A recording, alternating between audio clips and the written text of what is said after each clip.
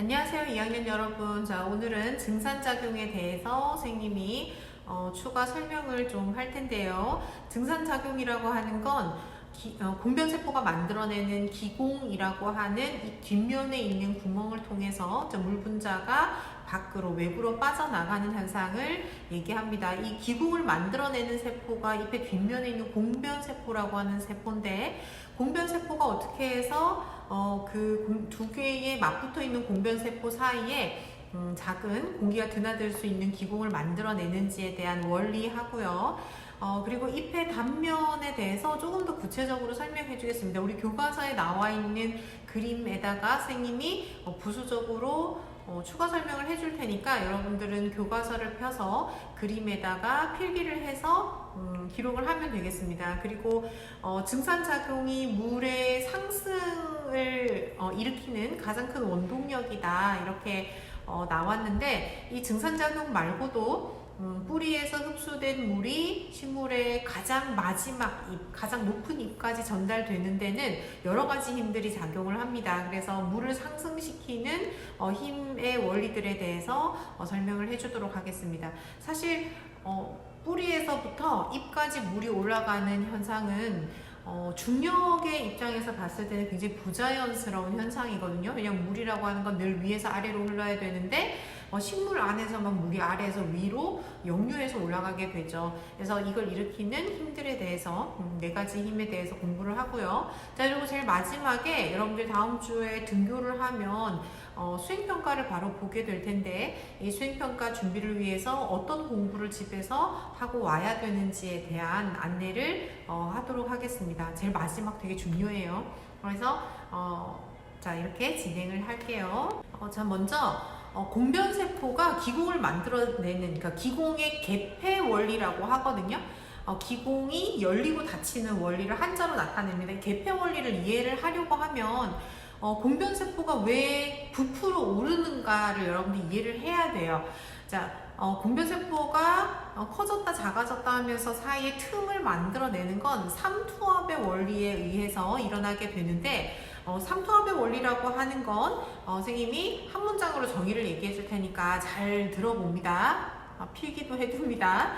자, 삼투압은 같은 용매, 그러니까 어떤 물질을 녹이는 물질을 용매라고 하는데요. 우리가 보통은 전문가들이 아니면 보통 용매를 이제 물 같은 걸 많이 쓰죠. 그래서 물에다가 설탕을 녹였다, 그럼 이제 용액의 이름은 설탕물이 되는 거고요. 여기에서 녹인 물질은 용매물이 되는 거고, 여기에 녹아 들어간 물질인 설탕은 용질이 되는 겁니다. 그래서 녹이는 물질인 용매하고 녹아 들어가는 용질하고 두 개가 혼합된 걸 용액이라고 해요. 자, 어쨌든 같은 용매를 사용한 두 개 용액이 있는데, 하나는 농도가 낮고 하나는 농도가 높다고 합시다. 자, 이 두 개의 용액이 반토막이라고 하는 막을 사이에 두고 접해 있다면, 이 반토막이라고 하는 건 여러분들이 간단하게 이제 셀로판지를 생각하면 되고요. 우리가 생물에서는 가장 대표적인 반토막이 세포막에 해당이 됩니다. 이 반토막을 사이에 두고 농도가 다른 두 용액이 맞붙어 있으면 물이 이동을 해 가게 되는데요. 어디에서 어디로 이동을 하냐면, 농도가 낮은 곳에서 농도가 높은 곳으로 물이 이동해 갑니다. 그러니까 반토막의 특징 자체가 작은 입자들만 내보낼 수가 있어요. 근데 하나는 진하고 하나는 연해. 근데 이 농도 두 개를 평형을 맞춰주고 싶고 균형을 맞춰주고 싶은데, 반토막이라고 하는 건 작은 입자만 보낼 수 있다 보니까 이 반토막을 통해서 설탕물이나 소금물 같은 경우에는 작은 입자, 대부분이 작은 입자가 용매 혹은 물에 해당이 되거든요. 그래서 물 분자가 이동을 해 가는 겁니다. 농도를 맞춰주려고 하면 묽은 곳에서 진한 곳으로 물이 이동해 가야지 두 개의 농도가 균형을 맞출 수 있게 되겠죠. 그래서 물 분자가 이동을 하게 돼요. 이게 삼투압의 원리. 자, 그러면 공변세포 안에서 이 삼투압의 원리가 어떻게 나타나냐면, 공변세포는 표피세포가 변형을 일으킨 겁니다. 변한 거예요. 그런데 특징이, 표피세포는 투명하고, 여러분들 나뭇잎 같은 거 이렇게 아주 얇게 표면을 벗겨보면 이렇게 투명한 막이 떨어져 나오거든요. 그러니까 표피세포는 엽록체가 없어요. 색깔 자체가 없는 투명한 막이에요. 즉 광합성을 하지 못합니다. 그런데 이 공변세포는 표피가 변했는데도 불구하고 염록체를 가지고 있어요. 그러니까 표피세포 속에 있지만 자기 혼자 연두색을 띠고 있고 광합성을 할 수 있습니다. 그래서 낮 동안 햇빛을 받아서 광합성이 진행이 되면 공변세포는 포도당을 만들어내서 점점 이게 설탕을 녹인 거하고 똑같거든요.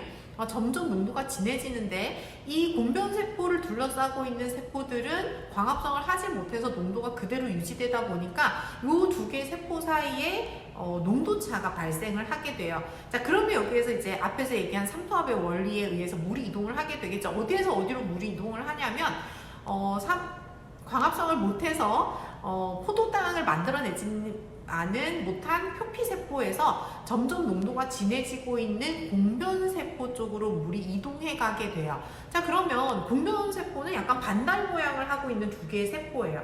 자, 이렇게 붙어 있는데 안쪽 벽은 두껍고 바깥쪽, 우리 이제 등 쪽이라고 하는 바깥쪽은 벽이 얇다 보니까 여기에 주변으로부터 물이 쫙 흡수돼서 공변세포로 들어가면 세포가 부풀어 오르겠죠. 근데 부풀어 오를 때 바깥쪽은 얇으니까 빠른 속도로 늘어나게 되고요. 자, 안쪽은 벽이 두꺼우니까 느린 속도로 부풀어 오르다 보니까 자, 얘가 많이 늘어난 쪽의 길이가 길어지면서 이렇게 휘게 돼요.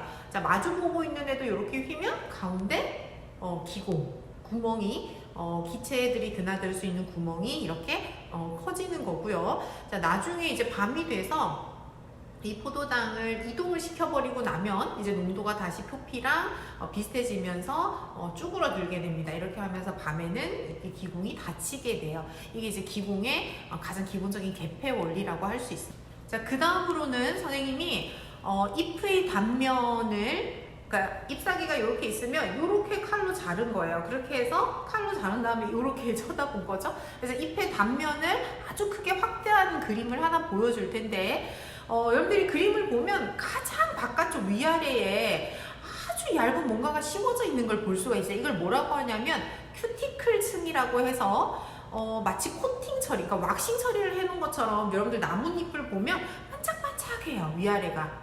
그러니까 위쪽이 더 반짝반짝해요. 위쪽이 큐티클층이 특히 두껍게 발달을 하거든요. 햇빛을 너무 강하게 받다 보니까 여기에서 세포 손상이 일어나거나 이제 수분 증발이 지나치게 많이 일어날 걸 막기 위해서 이제 보호막에 해당되는 정말 그 왁스 칠해놓은 것 같은 큐티클층이 이제 위쪽에 두껍게 발달을 하는 겁니다. 그래서 제일 바깥쪽에 큐티클층이 있고요. 자, 그 아래쪽에 보면 하나의 세포층, 그러니까 한 겹의 세포층으로 위아래가 둘러싸여 있는데, 자, 얘가 표피세포입니다. 그래서 표피층이 위아래를 싸고 있어요. 자, 역시 보호막의 역할을 합니다. 쌤이 앞에서 얘기한 것처럼 엽록체가 없기 때문에 광합성을 하지 못하는 세포들이고요. 자, 잎의 뒷면에만 특히 투명한 표피세포 사이에 엽록체를 가진 녹색의 공변세포들이 많이 분포를 하고 있어요. 공변세포라고 하는 이 한자어 자체가 이제 공기가 드나드는 구멍이란 뜻이고요. 이게 변두리 변자예요. 그래서 기공의 변두리 세포라는 뜻을 가지고 있는 이제 공변세포입니다. 그래서 표피세포가 싸고 있고 뒷면에만 공변세포가 있고요. 그 위쪽 아래에 보면 엄청나게 세포들이 빽빽하게 들어서 있는 울타리 조직이 있는데요.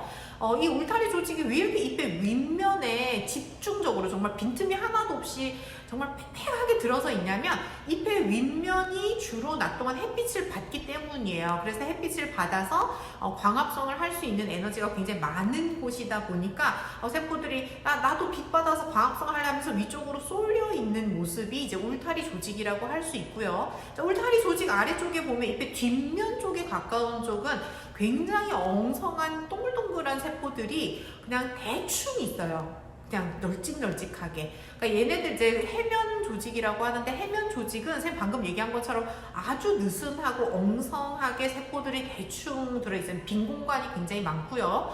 이 빈 공간을 통해서 기체들이 이동을 하는 겁니다. 자, 잎의 뒷면에 기공이 있지요. 자, 기공에서 이산화탄소 들어오죠. 자, 이산화탄소 들어오는데 이산화탄소가 이동을 할 수 있어야 되잖아요. 너무 세포가 꽉 차 있으면 들어가지를 못하겠죠. 그래서 기체들이 이동할 수 있게끔 느슨하게, 그리고 잎의 뒷면은 햇빛이 좀 덜 닿다 보니까 대부분 광합성이 이제 집중적으로 하기 위한 세포들은 잎의 앞면 쪽에 쏠려 있고, 자, 아래쪽은 엉성한 해면 조직을 구성한다. 공기는 이쪽을 드나들고 이동을 한다. 이렇게 기억을 하면 되고요. 이 울타리 조직하고 해면 조직 사이에 보면 이렇게 동그랗게 관이 보입니다. 여러분들 나무 잎사귀 뜯어보면 나무 잎사귀 이렇게 전형적인 이렇게 삐죽삐죽 모습 그릴 때 그 관을 잘라놓은 거예요. 잘라서 옆에서 본 거거든요. 자, 이렇게 동그라미 잘라서 봤더니 반으로 나눠져 있죠. 자, 위쪽하고 아래쪽을 합쳐서 이제 관다발이라고 하는데, 자, 관다발은 여러분들 물관하고 채관을 합쳐서 부르는 거 알죠?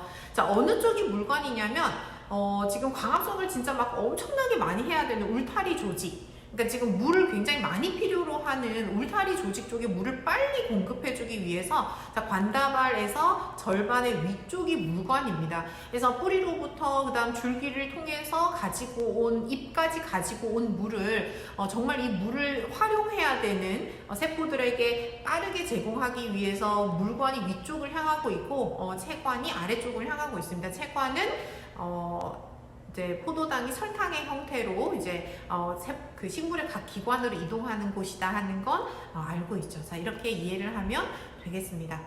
자, 마지막으로 선생님이 식물에서 물을 중력을 이기고 아래에서 위쪽으로 역류해서 올라갈 수 있는, 그러니까 역행해서 올라갈 수 있는 원리 네 가지를 얘기를 할게요. 자, 계속 EBS 영상에서 나온 것처럼 가장 물을 끌어올리는 강한 힘을 발생시키는 건 증산작용입니다. 그러니까 나뭇잎에 정말 많이 매달려 있잖아요. 그러니까 나무 줄기에 나뭇잎들이 많이 매달려 있는데, 이 나뭇잎들 뒤쪽에서 계속 끊임없이 그러니까 물도 밖으로 내보내고 물도 갖다 쓰고 막 하다 보니까, 자, 여기에서 계속 소실되는 빈 공간을 채우기 위해서 물이 계속 올라오게 됩니다. 그래서 잎의 뒷면에서 빠져나가는 증산작용으로 인해서 빠져나가는 그 빈 공간을 채우기 위해서 물은 계속 끊임없이 아래에서 위로 올라오게 되고요. 자, 근데 물이 만약에 물 분자가 응집력이 별로 없거나 서로 간에 잡아당기는 힘이 별로 없다면 중간에 물기둥이 끊어질 수도 있어요. 근데 물 같은 경우에는 물 분자 간의 응집력이 굉장히 강해서, 자, 위에 빠져나가서 빈자리를 채운 물 분자가 밑에 애들을 끌어줍니다. 그래서 물을 상승시키는 원동력 중에 하나가 물의 응집력, 혹은 이 응집력을 이제 인력이라고 하죠. 인력이 또 하나 들어가요. 자, 위에 빠져나가는 물 분자들이 밑에 애들을 끌어주고요. 자, 이 물 분자가 갖고 있는 잡아당기는 힘이 또 어떤 현상을 만들어내냐면, 물관이라고 하는 정말 가는 관을 물이 타고 올라올 때, 자, 벽면을 마치 기어 올라오는 것처럼 그 가는 관을 물이 스스로 타고 올라가는 어떤 굉장히 독특한 현상이 나타나거든요. 물 분자가 갖고 있는 끌어당기는 힘 때문인데, 자, 이 모세관 현상이라고 하는, 세관이면 굉장히 가는 관을 얘기합니다. 그래서 모세관 현상이라고 하는 가는 관을 물 분자가 기어 올라가는 현상. 자, 요거가 또 하나의 원동력을 제공을 해요. 자, 그 다음 하나가 뭐냐면, 뿌리에서 끊임없이 흡수되는 물이 계속 양이 많아지다 보니까 위에 있는 물을 밀어 올립니다. 그래서 이걸 이제 뿌리에서 발생하는 압력이라고 해서 근압이라고 부르거든요. 그래서 이 근압이 또 물을 상승시키는 하나의 힘을 만들어내요. 자, 위쪽에서는 잎의 뒷면에서 물이 빠져나가는 증산작용 때문에 빠져나가고 빈 공간을 채우기 위해서 물이 올라오고요. 자, 올라올 때 작용하는 두 개의 힘은 밑에 애를 끌어당기면서 벽을 타고 올라가는 물 분자의 인력, 그 다음 모세관 현상. 자, 두 개가 물관을 타고 올라올 때는 또 이제 작용을 하고요. 자, 밑에서는 누가 밀어 올려주냐면, 뿌리에서 끊임없이 흡수되고 있는 물들이 뿌리에 압력을 만들면서 물 분자를 또 올려주게 돼요. 자, 이렇게 해서 여러 가지 힘들이 복합적으로 작용을 해서 물기둥이 끊어지지 않고 중력이라고 하는 힘이 아래로 작용함에도 불구하고 물은 정말 2m, 3m가 넘는 거대한 나무의 가장 마지막 꼭대기까지 올라가는 겁니다. 신기하죠? 다음 주에 우리 수행평가를 볼 거예요. 자, 다음 주 선생님하고 등교에서 하는 수업이 2시간인데 그 중에 하나는 수행평가를 보고 1시간은 복습을 할 거거든요. 근데 이제 수행평가는 15점짜리고 논술로만 진행이 되고요. 자, 5점짜리 세문항을 선생님이 출제하려고 하고 있습니다. 준비하고 있습니다. 이제 첫 번째 문제가 뭐냐면 여러분들 4월 29일 날 들었던 천문학사 수업이 있어요. 거기에 나온 내용을 바탕으로 쌤이 문제를 낼 거예요. 에라토스테네스 부분만 보면 되고요. 에라토스테네스의 지구 둘레 측정 방법 하고 그러니까 이걸 쓰는 겁니다. 그 다음 이걸 응용해서 실제로 지구 둘레 여러분들이 계산하는 것을 논술로 볼 건데 그 영상을 보면 거기에 쌤이 예시로 냈던 문제와 굉장히 유사한 문제가 나오기 때문에 많이 도움이 될 거예요. 자, 에라토스테네스의 지구 둘레 방법을 이용해서 응용해서 자, 문제 푸는 거 하나 하고요. 자, 두 번째는 뭐냐면 지구의 운동 중에서 지구의 공전 현상이 만들어내는 연주 운동, 별자리와 태양의 연주 운동에서 이제 응용하는 문제를 하나 낼 겁니다. 그래서 여러분들이 지구의 운동 중에서 특히 공전 파트를 잘 이해를 해야 되고요. 우리가 땅에서 하늘 관찰했을 때 실제로 그게 어떤 현상으로 나타나는지를 해석할 수 있어야 돼요. 자, 그래서 그거에 대해서 기술하는 문제 하나. 자, 다음 마지막으로 태양의 활동에 관한 문제를 낼 겁니다. 자, 태양은 11년을 줄기로 힘이 강해졌다 약해졌다 하죠. 근데 이 힘이 강해졌다 약해졌다 하는 이 현상이 지구에 사는 우리에게 어떤 영향을 미치는가에 관해서 기술하는 문제를 하나를 낼 겁니다. 이렇게 해서 세 문제예요. 문제를 다 알려줬으니까 반드시 공부를 해가지고 와서 자기 알고 있는 부분은 최선을 다해서 쓰고 가도록 합니다. 자, 열심히 공부해서 다음 주 학교에서 봅시다.